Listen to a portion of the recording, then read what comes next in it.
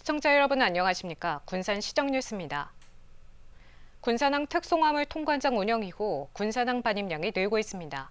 올해 상반기 반입량은 935TU로 이는 작년 반입량 1086TU를 거의 따라잡았는데요. 군산항에서 직접 화물을 처리할 수 있어 통관 기간 감소, 물류비 절감 효과 등이 장점으로 꼽히고 있습니다. 군산항 특송화물 통관장. 지난 2월 운영에 들어가면서 물건 반입이 활발하게 이뤄지고 있습니다. 군산세관 특송물류센터 반입량은 3월 24만 8천 건에서 6월 79만 1천 건으로 매월 꾸준히 증가했습니다. 또 지난 2월부터 6월까지 반입된 컨테이너는 모두 935TU입니다. 작년 컨테이너 반입량은 총 1086TU로 올 상반기에 작년 물량의 86%를 따라잡았습니다. 통관장 운영 이후 반입량이 약 2배 증가한 것입니다. 반입량이 증가한 이유는 특송화물을 직접 군산항에서 처리할 수 있기 때문으로 분석되고 있습니다. 통관 기간은 최대 7일까지 단축되고 연간 물류비 절감은 최대 8억 4천여만 원으로 예상되고 있습니다. 통관 기간이 최대 4에서 7일 단축되고 물류비 절감 효과도 커서 군산항을 이용하는 특송업체가 증가하고 있습니다. 통관장에는 엑스레이 검색기 세대와 마약, 폭발물 탐지기 한 대가 있습니다. 특히 엑스레이 검색기 한 대는 하루 12,000건씩 처리가 가능합니다. 연간 1,000만 건의 특송화물을 처리하게 되면 185억 원의 부가가치가 창출되고 일자리도 100여 개가 생기는 효과가 있습니다. 국내 네 번째로 만들어진 군산항 특송물류 통관장. 군산 경제에 활력을 불어넣어줄지 기대됩니다. 오는 2029년 개항을 목표로 새만금 국제공항 건설 공사가 본격 추진됩니다. 전북자치도는 활주로와 관제탑 공사에 이어 승객들이 이용하는 여객터미널을 짓기 위한 행정 절차를 이달 안에 시작할 예정이라고 밝혔습니다. 새만금 공항은 행정 절차가 마무리되면 올해 착공에 들어가 2028년 완공한 후 시험 운항을 거쳐 2029년 개항할 전망입니다. 새만금 공항은 군산공항 활주로에서 서측으로 1.35km쯤 떨어진 새만금 부지에 3.4제곱킬로미터 규모로 건설됩니다. 새만금 개발청이 수변도시 일부를 항만 배후시설로 활용할 가능성을 시사했습니다.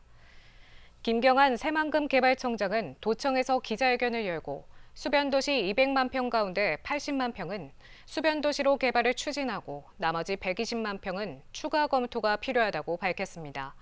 그러면서 나머지 부지에 대해서는 산업과 항만 기능 등을 고려 중이라고 설명했습니다. 또 수변도시는 베네치아처럼 만들고 크루즈 여행의 중심지로 새만금 신항이 역할을 할 수 있도록 조성하겠다고 덧붙였습니다. 전북자치도가 새만금의 탄소를 중심으로 방위산업 육성을 추진합니다. 전북자치도는 방위산업 육성을 위해 새만금의 민군겸용 테스트베드 구축 등 새로운 동력을 만들 계획입니다. 이에 따라 새만금 초입지 인근에 민간과 군이 함께 사용할 수 있는 방위산업 연구개발 부지를 조성할 예정입니다. 다만 도내에 방산 전문 연구기관이 없고 전국 84개 방산기업 가운데 도내에 4곳밖에 없는 점은 풀어야 할 과제로 남았습니다. 군산의 지역 특화 상품 꼬꼬마 양배추가 음료로 재탄생합니다. 군산시 농업기술센터는 꼬꼬마 양배추를 음료로 개발한 위타민을 선보이는데요. 꼬꼬마 양배추의 브랜드화로 재배 농가들의 판로가 확대돼 농가소득 향상에 도움이 될 것으로 기대되고 있습니다. 군산의 지역 특화 상품 꼬꼬마 양배추. 한때 60개가 넘는 농가에서 재배하며 해외로 수출될 정도로 인기를 끌었습니다. 하지만 기후변화와 병충해 등으로 피해를 입어 현재는 15개 농가에서 연간 90톤을 생산하고 있습니다. 이에 군산시는 꼬꼬마 양배추 브랜드 위타민을 개발해 지역 농가 활성화에 나섰습니다. 꼬꼬마 양배추는 장 건강에 효과적인 MMSC 성분이 일반 양배추 대비 1.6배 높아 건강식품으로 주목받고 있습니다. 군산시 농업기술센터는 이를 활용한 기능성 음료를 개발해 이달 말 생양배추 제품과 함께 시장에 선보일 예정입니다. 농가들은 꼬꼬마 양배추의 브랜드화로 활로가 뚫렸다는 입장입니다. 기존에 대형마트 등을 통해 판매되긴 했지만 대부분 생물 위주로 거래됐고 납품 중량을 넘기지 못한 상품들은 처리가 어려웠기 때문입니다. 여러 가지 경로로서 유통을 할 수 있는 방법이 생겼습니다. 그래서 저희가 굉장히 도움을 좀 많이 받고 있고요. 군산시는 기능성 음료에 그치지 않고 추가 상품 개발과 판로 확대 등에 나설 계획입니다. 시의 일부 예산을 활용해서 비타민 브랜드를 홍보를 확대할 계획이고요. 앞으로 로컬푸드 직매장 등 판로 확대를 통해서 그 지역 농가의 소득의 향상에 도움이 되도록 하겠습니다. 꼬꼬마 양배추가 가공 상품 개발로 다시 한번 지역 대표 특화 상품으로 떠오를 수 있을지 기대됩니다. 음파호수공원 방문자 10명 가운데 7명이 차 없는 거리를 선호하는 것으로 나타났습니다.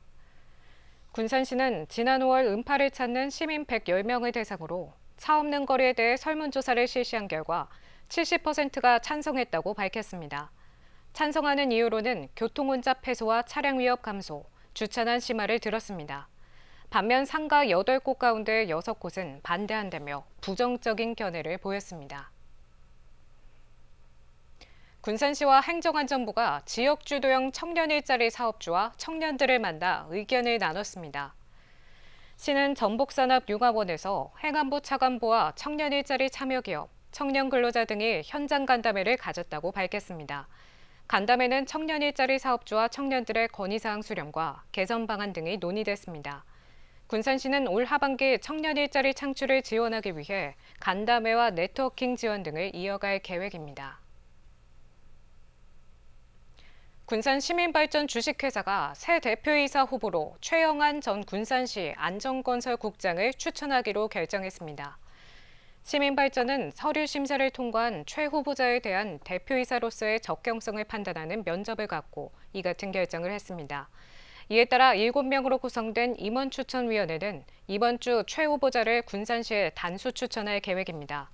시는 최 후보자에 대한 검증 과정을 거쳐 특별한 문제가 없으면 시의회에 인사청문을 요청할 계획입니다. 새만금 2차 전지 기업에 산업용 가스가 안정적으로 공급될 전망입니다. 향토 기업인 한국특수가스가 새만금 산단에 1,000억 원을 투자해 생산 공장을 조성하고 내년 10월부터 입주 기업들의 산업용 가스를 안정적으로 공급할 계획입니다. 새만금에 이미 입주했거나 투자 협약을 맺은 2차 전지 기업은 24곳. 이들 기업들이 공정 과정에서 반드시 필요한 산업용 가스를 안정적으로 공급받을 수 있게 됐습니다. 익산에 본사를 둔 한국특수가스가 새만금 109에 1,000억 원을 투자해 공기액화 분리장치 ASU 플랜트를 짓습니다. 이 시설은 공기를 액화로 만들어 온도 차이를 이용해 산소와 질소, 아르곤, 탄소수소 등을 분리 생산합니다. 한국특수가스는 지난 17일 착공식을 갖고 내년 액체산소 6,000톤의 저장 탱크와 ASU 플랜트 설비를 준공한 후 10월부터 특수가스를 공급할 예정입니다. 물과 전기, 스팀처럼 새만금 투자기업 생산 활동의 기초 소재인 산업용 가스 공급 인프라를 잘 구축하여 언제 어디서나 좋은 조건에 안심하고 쓸 수 있게 공급해 드리는 일임을 잊지 않겠습니다. 2차 전지 기업에 공급되는 산업용 가스는 해마다 30만 톤. 2차 전지의 핵심 소재인 양극재와 전구체 생산 공정과 니켈 정제 공정에 필요한 가스 대부분은 그동안 수입에 의존해 왔습니다. 하지만 한국특수가스의 공급망 구축으로 국내 산업 경쟁력을 확보하게 됐습니다. 군산 새만금에서 새로운 도약을 맞이하게 됐다고 저는 생각을 합니다.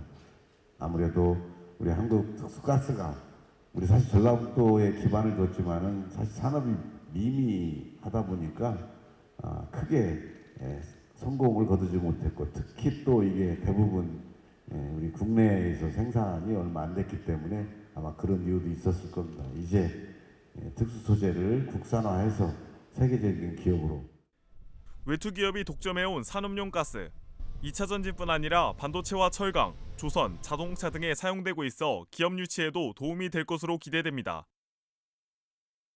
군산 시간여행 축제 청년 서포터즈가 이달부터 활동을 시작합니다. 군산시는 지난달부터 군산 거주 청년과 대학생 등을 모집해 청년 서포터즈 15명을 최종 선발했다고 밝혔습니다. 청년 서포터즈는 오는 10월까지 축제 홍보 콘텐츠 제작과 종합 안내소 지원, 프로그램 안내 등을 진행합니다. 한편 군산 시간여행 축제는 오는 10월 3일부터 4일 동안 구시청 광장과 시간여행 마을 일원에서 열립니다. 군산시가 적극행정 우수사례 경진대회를 열고 우수공무원 6명을 선발했습니다. 시에 따르면 김민정 교육지원과 주무관이 개인 부문 최우수상을, 장세진 교육지원과 주무관이 우수상을 수상했습니다. 또 강영남 복지지원계장이 장려상을, 정권우 재생기획계장과 문재환 주무관이 협업팀 부분 최우수상을 수상했다고 밝혔습니다. 공무직 부분에서는 최윤일 관광진흥과 주무관이 최우수상을 수상했습니다. 시는 선발된 공무원들에게 성과상여금 등 인센티브를 수여하고 이번 적극행정 우수 사례를 누리집에 게시할 예정입니다. 군산시가 하반기 학자금 대출이자 지원 신청을 받습니다. 시는 군산에 주소지를 둔 전국 대학생과 대학원생의 올해 상반기 학자금 발생 이자를 지원한다고 밝혔습니다. 지원 항목은 2016년 이후 한국장학재단에서 대출받은 학자금의 올해 상반기 발생이자입니다. 시는 내달 26일까지 군산시청 누리집과 교육지원과에서 신청을 받아 오는 11월 중에 이자를 상환할 예정입니다. 다음은 읍면동 소식입니다.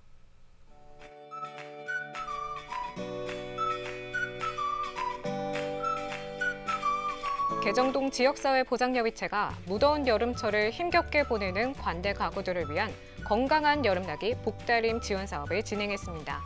지역사회보장협의체 위원과 명예사회복지공무원은 관내 복지사각지대 위기가구와 취약계층 100명에게 직접 삼계탕을 방문해 전달하며 위로와 안부를 전했습니다.